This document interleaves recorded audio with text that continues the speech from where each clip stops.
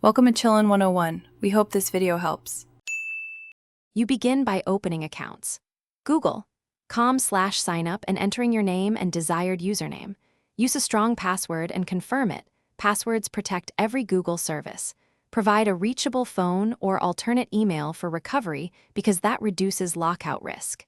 Enter your birth date and gender for account personalization and legal compliance. Once done, review the privacy and terms.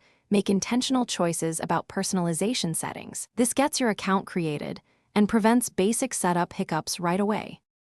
After creation, you must verify ownership by entering the code sent to your phone or recovery email.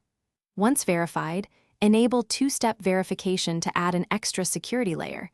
This matters because stolen passwords alone won't grant access.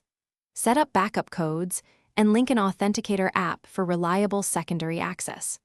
Also add a recovery email to simplify account recovery. Then check connected apps and revoke any unnecessary permissions so third parties can't access your data without reason.